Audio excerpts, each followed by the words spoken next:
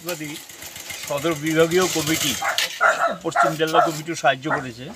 তারা যৌথভাবে এই এলাকার মানুষের জন্য সামান্য কিছু রিলিফ বলতে অন্য কিছু না, সাবান, তার ফিনাইল এবং ব্লিচিং পাউডার ছড়িয়ে দেওয়া। কারণ বন্যা তো হয়ে গেছে, কারণ বন্যার পরবর্তী মানুষ নানা রোগে আক্রান্ত হচ্ছে, এটা হাত থেকে মানুষকে রক্ষা করতে হবে।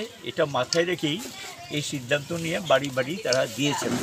আমাদের সঙ্গে ডাক্তার ইন্দ্রজিৎ পাল ছিলেন, উনি অনেকগুলো রুগীকে দেখেছেন, চিকিৎসা করেছেন এবং তাদেরকে সবটা না হলেও অধিকাংশ ওষুধ উনি নিজেই ব্যবস্থা করে দিয়েছেন। আমাদের দিক থেকেও সাহায্য আমরা করেছি যতদূর সম্ভব। এটা যদিও একটা বিরাট কিছু না, কিন্তু আমরা মানুষের পাশে আছি এবং সেখানে এই বার্তাটা দেওয়ার জন্য উনি হাত হয়েছে এবং সেটা চলবে। এই কর্মসূচি আমাদের চলবে।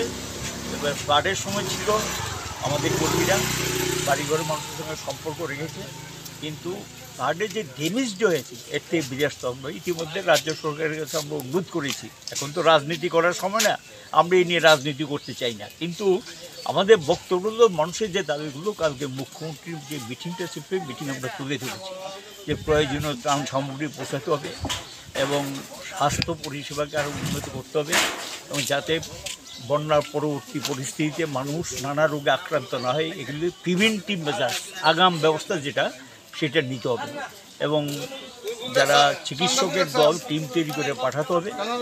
আর যারা বন্যায় ক্ষতিগ্রস্ত, আমি দেখলাম এখানে বিরাট অংশের জায়গা এগ্রিল্যান্ড কৃষিকাজ করে একদম শেষ।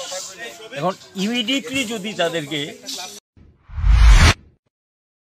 মশলা হাতে নয় চামচে তুলুন। লংতরাই গুঁড়ো মশলার প্রতিটি 250 গ্রাম প্যাকেটের সাথে 1টি চামচ ফ্রি।